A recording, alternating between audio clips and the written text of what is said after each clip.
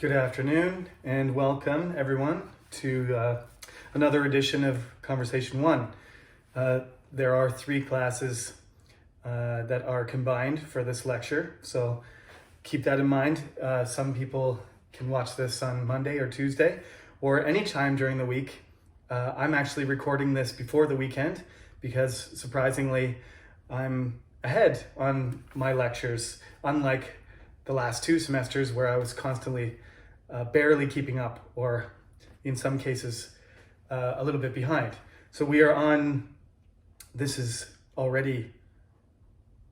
on week 5. Amazing. Time flies. So as I said at the beginning, all of the lectures are going to be recorded like this, but I would like to talk to you, especially the conversation classes. I would like to talk to you not in person, because we're not supposed to do that. I would like to talk to you in real time. So I am going to put up some information on the Cyber Campus for us to have a Zoom meeting. Not the Monday that this is uploaded, which is March 29th. But I would like to have not even a long meeting. It'll probably be 45 minutes at the most. I'm not sure, because this is not supposed to be a regular lecture. This is kind of more like an information session, okay? So each class will have their own, because we have 3 classes. So we got Monday morning, Monday afternoon, and a Tuesday class, okay? So all of you will have your Zoom lectures at the proper time. So you're gonna have to log in. You're gonna have to make sure, I'm assuming you probably use Zoom for some of your classes, so everybody knows how to use it by now, hopefully. So, you gotta have a quiet place and have a camera and a microphone so that I can see you and I can talk to you and you can listen to me.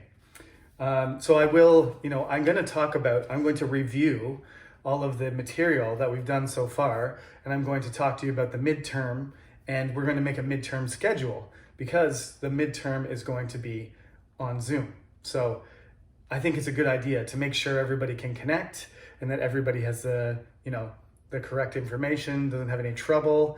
Otherwise, when you log in for your interview, that's going to be chaotic, and we don't want delays, and we don't want people to miss their midterm exam.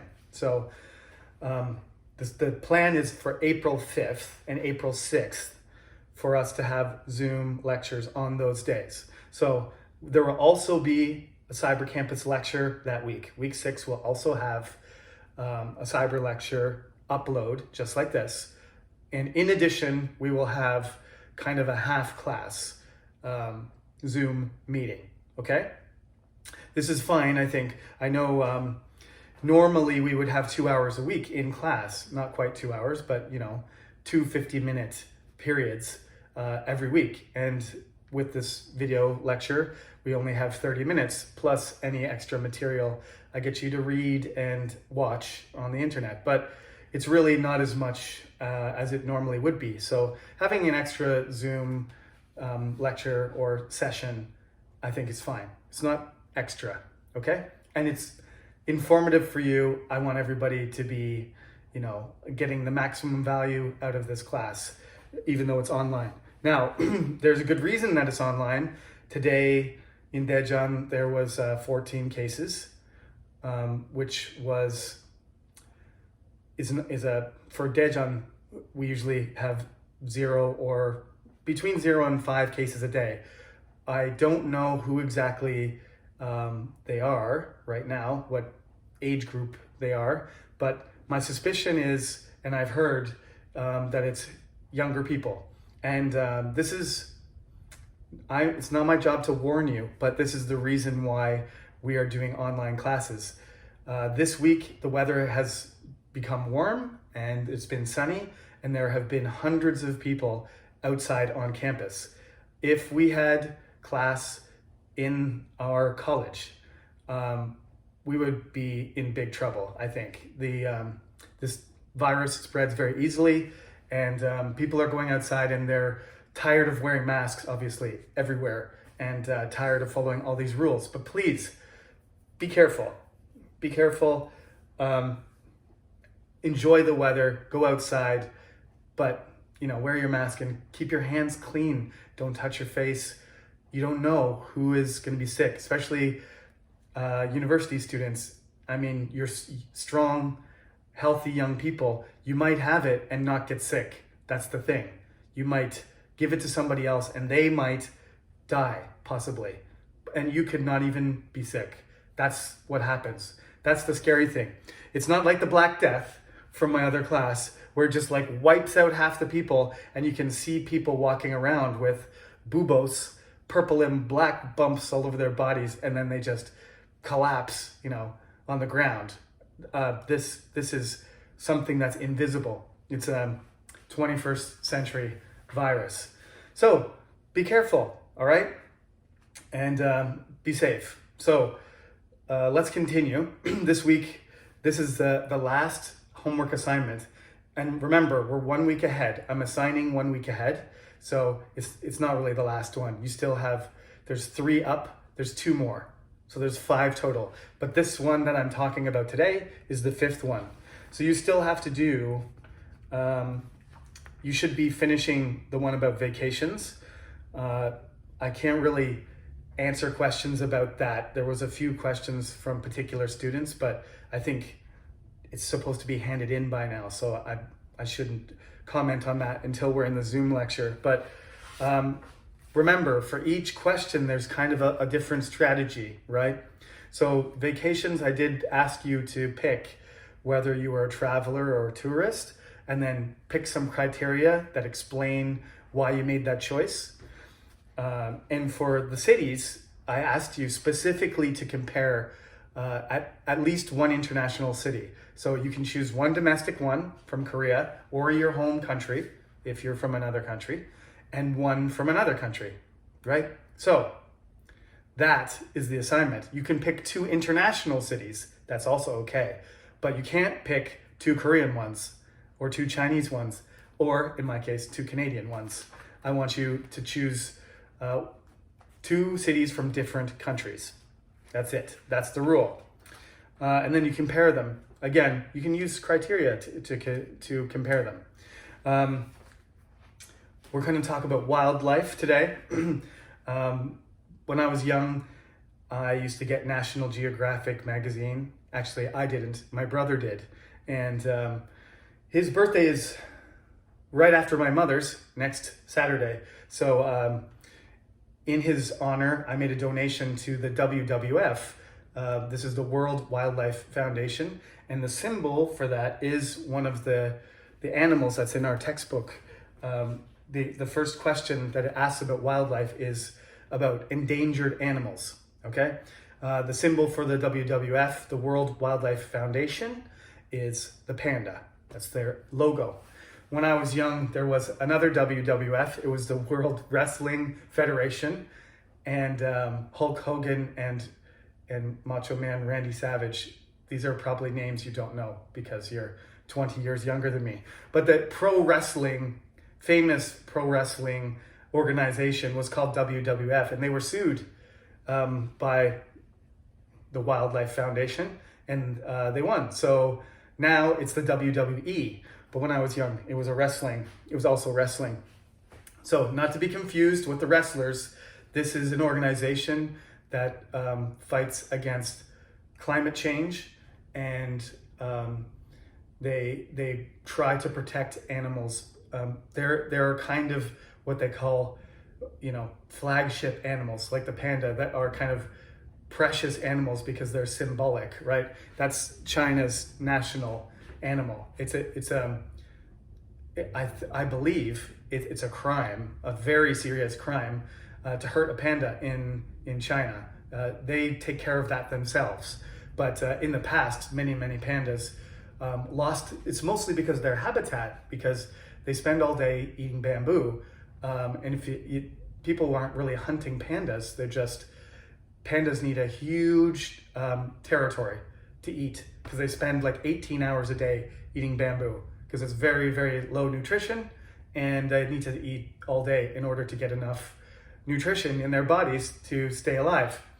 So what I'm doing right now is I'm choosing an animal that it's not severely endangered anymore. There's different levels, right?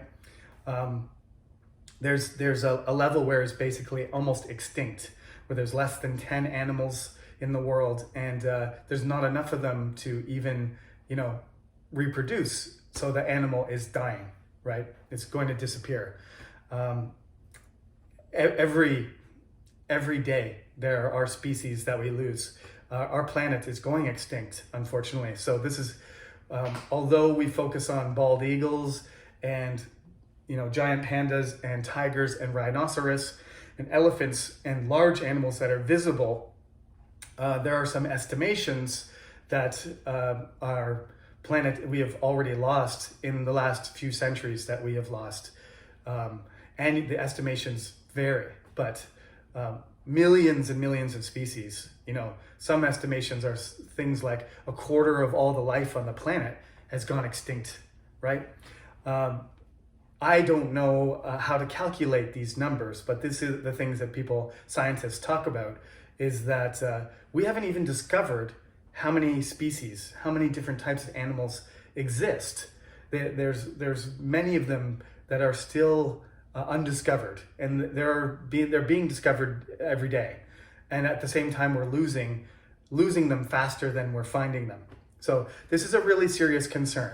We're specifically talking about wildlife, so we're talking about animals, living things here, but in general, we have a climate crisis. And so this is a very important topic. So we should take it seriously, right?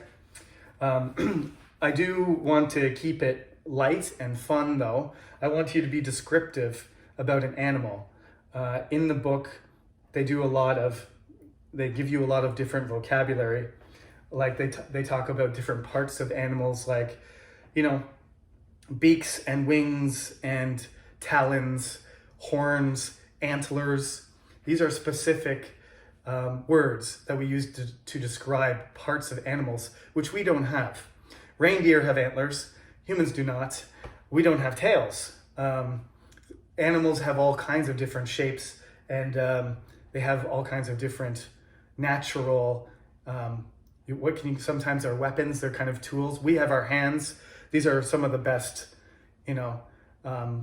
creations that any animals have developed, because our hands that's how we've advanced so much, as we can do so many different things with our hands. Animals can't really play Beethoven because they don't have the dexterity that we have with our hands. This is a special adaptation that we have. Other animals have their own adaptations, right? Adaptations mean that the genetics, the phenotype, I don't want to get into scientific words too much. The animals' bodies have changed over time so that they match the environment. That's what adapting means, right? So every animal has special adaptations, and they're usually related somehow to their environment. It can be related to other animals, it can be related to the physical environment or the weather, the climate, right? Their environment could be underwater. This is all part of what we call the theory of evolution, that all animals have changed over time, and at one point, some sort of whale type creature might have migrated onto the land, or vice versa, and you get all these kind of strange mixtures of creatures, almost like something out of a mythological story. That's why I loved dinosaurs when I was young, because dinosaurs look kind of like lizards. Some of them could look kind of like sharks or birds, but they're not. They're gigantic, or they're long, or they're strange shaped. Some of the weirdest things you can find are in the bottom of the ocean, where they have very strange bodies because there's no light. So it doesn't really matter what they look like. It just matters how they can move around, or what they can sense deep in the ocean. So you can choose any animal. It doesn't have to be an endangered animal per se. That's what it talks about at the beginning of the textbook. But the question, they say endangered animals, but before they ask you about endangered animals, they say, what is your favorite animal? And I've done various things with this over the years. Every semester I teach with this textbook, we try something different. Sometimes I ask students to explain, what kind of animal would you be? If you were not a human, what kind of animal would you be? Right? Or I ask, choose an endangered animal and tell me why you would support protecting that animal. Why is that animal most important? But I think this time, I'm just going to ask you to choose an animal that you think is especially unique, especially interesting, okay? So that pretty much leaves out cats and dogs, I don't want you to talk about a farm animal, pigs and cows, something common that everybody knows about. I want you to talk about an interesting animal that has some sort of particular adaptation that you think is interesting. So it doesn't really matter what it is, right? I think cows are an example of something that humans have changed a little bit too much for you to see many of their adaptations. I mean, cows are walking hamburgers almost. I used to work on a farm, and they've been bred over years and years, thousands of years now. We have these animals that they're really designed to produce a lot of delicious meat. That's what and so when you're taking care of them, that they, my mother always used to say, cows have beautiful brown eyes, and they look like sometimes that they're crying. But I always thought they looked really vacuous. Like you could look into a cow's eyes and you could see your face reflected in their eye and nothing else. Just there's emptiness right through one ear, out the other ear. That was my experience with cows. Not the most intelligent animals. But there are some animals that are remarkably intelligent. Some of them, chimpanzees and dolphins and certain types of birds. Some of the birds that are common in Korea, the crow, very intelligent birds. So you need to choose, don't just talk about their physical characteristics. Describe their physical characteristics. Maybe they have some special adaptation like a horn or antlers, or they have hooves, or they have, long, narrow beaks, or long, really long tongues, slithery tongues. You can describe that part, but make sure you talk about where they live, right? And do a little bit of research and try and explain this in English. I don't expect you to be a scientist, but I want you to be descriptive. So you might need to, learn a few new words to describe this animal. Animals make sounds, how they move, right? They might sprint like a cheetah, or they might glide, right? Like an albatross, or they might dive like a falcon, or they might, jump in the waves like a humpback whale. So talk about how they move and what they look like, physical characteristics, their environment. And I would like, as I said, you to say what is particularly interesting about this animal. You can talk about how it interacts with other animals. Is it a hunter, or is it a predator? Does it hunt other animals, or does it is it prey? Is it hunted like a rabbit versus a wolf? Some animals don't kill anything; they just come and clean up after the other animals. Like actually hyenas and wild dogs, and the dogs that we have as pets. They're descended from scavengers, and scavengers are like vultures. After the lion kills something and the lion is full, then the scavengers come along and they get their turn. And they usually don't actually kill something, they just eat what's left over by the alpha predator, like a tiger or a lion. Okay, so again, just focus on describing the animal in its entirety, including its environment.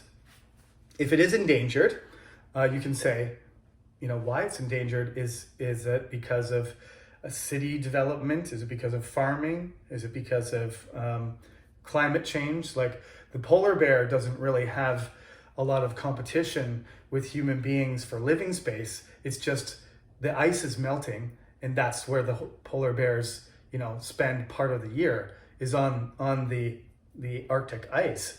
And when it's not there, they can't hunt, and they can't reproduce, they can't mate, and then you end up with less and less polar bears. Not because there's human beings up there living where they live or hunting them. It's because of climate change. So there's various reasons that an animal could be affected, and numbers of animals could drop, right? And an animal could become endangered. The grammar point that they emphasize here is just how to express ability. And I want to make a distinction here. You won't use one of these words for describing animals, because animals don't actually ask for permission. But technically, when you say can and can't, we often use it as asking if it's okay if I do something, which is permission, right? But technically what can means is that you have the ability. Like, can you lift that box? Well, either you can because you have enough muscle, or you can't because you don't, right? If you ask if another person is okay with you moving that box or picking that box up, you should actually say, as my mother points out, you should say, may I? If you want to be polite, that's what you should say. When I asked to go to the bathroom when I was young, I used to say, can I go to the bathroom? Can I go to the washroom?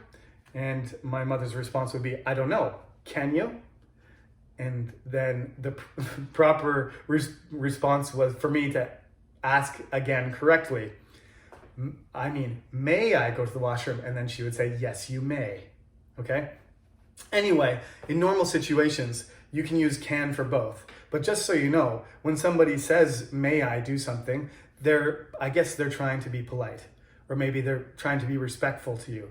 So if you hear somebody say, may I do something, they're actually using the word for a specific meaning, which is asking permission. But when we're speaking casually, we just say, can I? You can't say, may the bird sit on the branch.